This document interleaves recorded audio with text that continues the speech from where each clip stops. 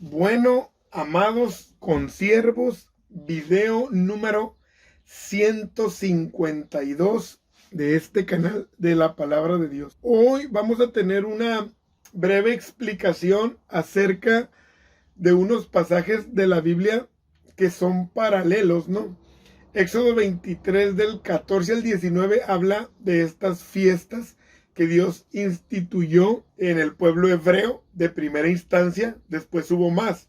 Pero también Éxodo 34 del 22 al 26 habla de lo mismo. Levíticos 23 del 1 al 22, Números 28 del 16 al 31 y Deuteronomio 16 del 1 al 13 hablan de este mismo evento, de esta misma situación. Entonces vamos a hablar meramente de lo que nos dice este libro de Éxodo y empecemos entonces con esta explicación que Dios nos da en su palabra maravillosa. Empecemos entonces. 3 veces en el año me celebraréis fiesta. Había 3 ocasiones en las que los varones debían de ir a celebrar a Dios y no debían de ir con las manos vacías. En estas celebraciones que ellos le iban a hacer al Señor había algunas indicaciones que ellos tenían que llevar a cabo para que entonces todo fuera del agrado de Dios. Eran llamadas santas convocaciones, o sea, reuniones solemnes donde no había pretextos para perdérselas, ya que era una obligación. Donde quiera que ellos estuvieran, debían ir y ser parte de estas celebraciones. Qué importante es que la cristiandad, la hermandad, sea parte de las celebraciones que tenemos para poder entonces en esa comunión, en esa unidad, poder llevar a cabo los propósitos de Dios en las iglesias locales para avanzar siempre buscando lo que Dios quiere hacer con su pueblo, con su iglesia. A veces nos preocupamos mucho porque lleguen nuevos, porque llegue más gente, porque se conviertan, pero nosotros entre hermanos necesitamos buscar la unidad, la comunión, para que Dios se agrade de todo lo que nosotros hacemos y no estar con las manos vacías, siempre dispuestos a dar algo, a ofertar algo, a ayudar en algo, a servir en algo, ¿no? En estas santas convocaciones. En estas fiestas solemnes, Dios les aseguraba algo que era, miren lo que dice Deuteronomio, nadie iba a codiciar sus tierras cuando ellos fueran a festejar. Es decir, no iba a haber enemigo que se levantara en las fechas cuando Dios los llamaba, que por cierto, las 3 eran en temporadas de primavera, de verano y de otoño, no eran en invierno, ya que se les dificultaría mucho viajar a Jerusalén o donde estuviera en la celebración, donde Dios le indicara. Entonces era más difícil y Dios se las puso en esas temporadas que son más óptimas. Entonces en esas fechas donde ellos le dedicaran ese tiempo a Dios, dejaban su trabajo, dejaban a su familia, dejaban a sus hijos, dejaban su ganado, dejaban sus tierras, iban a dejar todo, pero ellos tenían la seguridad de que no se iba a levantar un enemigo contra ellos, de que no se iba a despertar algo que los perjudicara, porque Dios les iba a asegurar el bienestar, ya que ellos estaban poniendo a Dios en primer lugar y a su celebración. Entonces, ¿cuál era la intención de que el pueblo tuviera fiestas? Ojo, todos los paganos tenían fiestas, todos celebraban, todos se divertían, todos tenían cosas a que rendirle tributo, y Dios dijo, ustedes también, solamente que eran diferentes. Estas recordaban el beneficio de Dios. Estos les traían a la mente no solamente la bendición de haber sido libres, sino recordar lo que les había causado el sufrimiento y otra vez volver a agradecerle a Dios cada año por lo que Dios les daba, por lo que Dios había hecho en ellos, por lo que era Dios en sus vidas. Entonces estas celebraciones tenían un contexto totalmente espiritual y totalmente experimental en la vida de ellos. No era solo jolgorio, ni refuego, ni nada de ese tipo de cosas. No era algo vano, ni superficial, sino tenía una profundidad. Entonces, ¿cuál era la primera? Pues la Pascua, que ellos la habían celebrado previo a salir de Egipto, que Dios les dijo que era el día 14 del mes de Abib, que era el primer mes. Bueno, lo impactante de estas fechas es que Dios nos da una exactitud de cuándo ellos lo tenían que celebrar. No podía ser en el día que ellos quisieran, ni en el mes que ellos quisieran. Empezaba la celebración de las fiestas con la Pascua, donde ellos, acuérdense, tenían que escoger un cordero, sacrificarlo y comerlo en cada familia, recordando que Dios los había sacado de Egipto. Esto es maravilloso. Cada año había que decir, Dios nos sacó de Egipto y por eso somos libres y por eso estamos aquí comiendo en toda la libertad. Gracias a Dios. Y los hijos debían de oír eso. Era cada año recordar el sacrificio pascual. Y eso es también nosotros celebramos cada año, cada día que Dios nos dio libertad del mundo, del pecado, de las cosas vanas, de la vida sin propósito.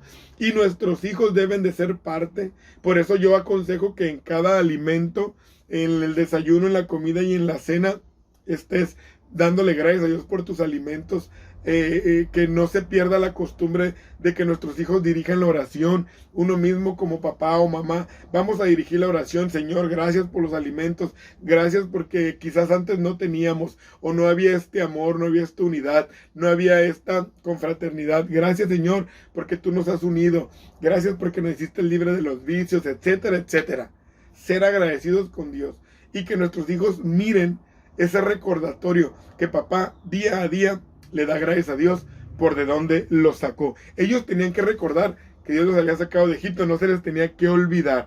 Entonces recordemos que el Cordero Pascual era tipo y figura de nuestro Señor Jesucristo, el cual después vendría a morir por nosotros, por nuestros pecados, después de 1500 años después de que ellos la estaban celebrando. Él vendría en persona, ¿no? De ahí, de esa celebración que era la Pascua, que era ese recordatorio, venía una semana que era del día 15 al día 21, se celebraba la fiesta de los panes sin levadura. ¿Qué era esto? Bueno, era una semana en la cual ellos, al comer estos panes difíciles de ingerir porque no tenían la levadura, bueno, ellos recordaban la aflicción que habían vivido en Egipto, en esclavitud. Cómo habían vivido en dolor, en sufrimiento. Ellos lo tenían que recordar. Entonces, esa semana comían eso y durante esos días ofrecían ofrendas encendidas al Señor, ¿no? Actualmente los judíos llaman a ese pan matzo. Representa también para ellos que era mejor salir de la esclavitud, pero que Dios los sustentara, ¿no? Con ese maná del cielo. Y hoy nosotros también debemos de festejar eso, que nuestro sustento es Cristo. Y nuestro disfrute aún en los momentos difíciles es el Señor. Y es muy maravilloso. Y repito que en estas celebraciones nadie podía llegar con las manos vacías. Miren, antiguamente a los reyes paganos o de naciones, el que llegaba, un súbdito que llegara con las manos vacías, era señal de rebeldía, era señal de que ya no se quería sujetar al rey y era muerto. Entonces, ¿cuánto más con Dios? Ellos tenían que llegar y darle tributo al rey. Y nosotros también, eso tenemos que darle agradecimiento a nuestro Dios, darle lo que tengamos. Si tienes juventud, dásela. Si tienes economía, dásela. Si tienes inteligencia, dásela. Si tienes una buena actitud, si tienes amor, lo que tengas. No podemos estar con las manos vacías sirviendo a nuestro Dios, porque eso es una fiesta, el servirle. Esos eran los panes sin levadura. Después la fiesta de la siega, que era la fiesta de las semanas, o el Pentecostés, ¿no? ¿Qué era esto? Bueno, los primeros frutos de las labores sembradas del campo eran ofrendadas a Dios, es decir, lo primero para Dios, lo mejor para Dios, como lo hizo Abel. Era lo que ellos le tenían que ofrecer.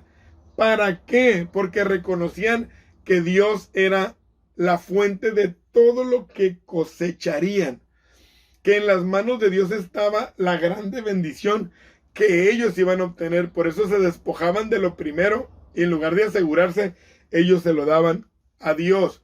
Y ahí decían, Señor, estamos en tus manos. Pero eso era una fiesta, no era un dolor decir, le tengo que dar a Dios. Híjole, no, era una fiesta.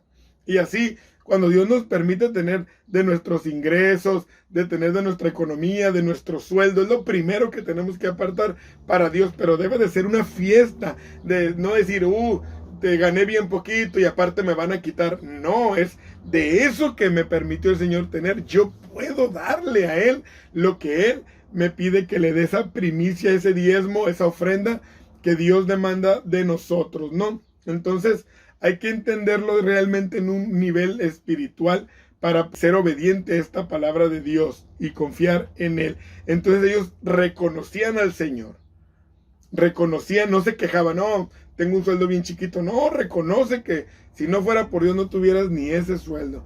Obviamente en el estudio, en el trabajo, en la capacidad que uno tenga puede generar mayores ingresos. No estoy diciendo que se conformen con su raquítico sueldo o etcétera, sino que darle gracias a Dios por lo que de momento ya se tenga y reconocerlo. Porque si no lo reconocemos cuando tenemos poco o casi nada, menos lo reconoceremos cuando nosotros tengamos muchos. Mucha gente dice, bueno, es que yo hago con mi economía, honro a Dios de maneras diferentes. La Biblia enseña uno no puede hacer lo que uno quiera con lo que Dios le pide. Dios pone reglas, Dios pone medidas y pone indicaciones y uno tiene que estar atento a obedecer a Dios. Bueno, entonces, darle algo a Dios era una señal de lealtad. Cuando se lo daban a los reyes era, hey, te honro, aquí estoy, mira, te reconozco. Cuando alguien no le da a Dios, no lo reconoce, aunque ponga los pretextos que sea, que digan, porque se lo gasta el pastor, no, porque se lo gastan otros, no, porque quién sabe qué hacen con ello. Eso es algo que no le interesa al que da. Uno tiene que dar para Dios y ahí veremos de Dios su recompensa, no de los hombres, porque los hombres pues ya sabemos, ¿no?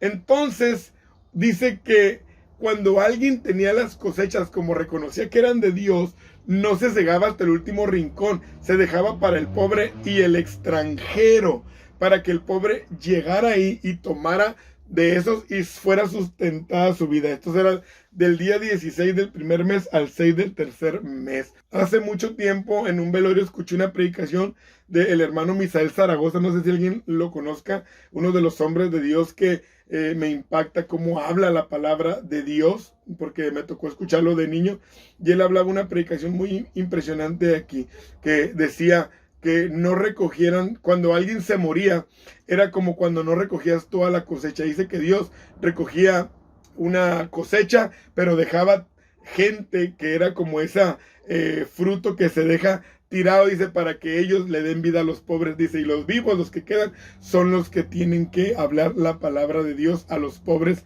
que están en el mundo sin Cristo. Impactante, Dios le dio el don de la palabra a ese hombre, Dios lo bendiga donde quiera que esté, y eso es importante entender. Cuando ellos le dejaban tirado espigas y cosas, tenían la oportunidad de vivir los pobres, y eso es lo que Dios ha hecho con nosotros, por ti y por mí. Alguien que ande pobre sin Cristo va a tener la posibilidad de vivir. Entonces aprovechemos que nosotros somos ahorita esas espigas que podemos hablar la palabra de Dios. Y la fiesta de las cosechas de los tabernáculos también, a la salida del año, cuando se recogían los frutos de las labores del campo, día 6 del tercer mes de Sivan, o sea, ahí se conmemoraba la ley de la entrega de la ley en el Sinaí. Entonces, estas fiestas, ¿qué propósito tenían? Que los hebreos celebraran a Dios con fiestas exclusivas y muy diferentes a los pueblos paganos, ¿no? Acuérdense, cuando nosotros vemos las fiestas de la antigüedad, uno de los ritos de los paganos que ellos practicaban era guisar el cabrito en la leche de su madre y después regaban con ellos los árboles, las siembras para esperar una buena cosecha, y Dios prohibió todo rito mágico. Dijo, ustedes no van a hacer lo que hacen los paganos, fiestas exclusivas. Nuestras fiestas son muy diferentes a las del mundo, y el gozo que Dios nos da no nos lo puede quitar el mundo, porque solo Dios no lo dio. Te aconsejo que vivas una vida celebrando a Dios, que sea como una fiesta todo lo que hagamos, que honremos al Rey, que no estemos con las manos vacías, que Dios se goce de que nosotros dependemos de Él en su totalidad. Cuando alguien te venga con un comentario negativo, nada, que la iglesia es aburrida, ni lo escuches, porque no conocen realmente el disfrute de Dios. Cuando te digan, no, ¿qué haces todo el día ahí en el templo? No lo escuches, porque ellos no han vivido lo que es disfrutar al Señor y querer estar en su presencia. ¿Para qué das? Mira, no des de tu dinero, te lo están quitando. Entiende que ellos son ignorantes y no saben lo que es ser agradecido con Dios y estar sujeto a nuestro amo, al que nos ha conquistado, y que una manera de honrarlo es dándole. Entonces, celebra al Señor, celebra que Él trajo vida a tu vida, celebra que Él pone pan en tu mesa, celebra con tus hijos que ellos vean el camino de Dios y la iglesia como una verdadera fiesta. Así que ánimo y celebremos a Dios hasta que dejemos de respirar, que Él nos dé vida. Mi deseo es que Dios te bendiga grandemente.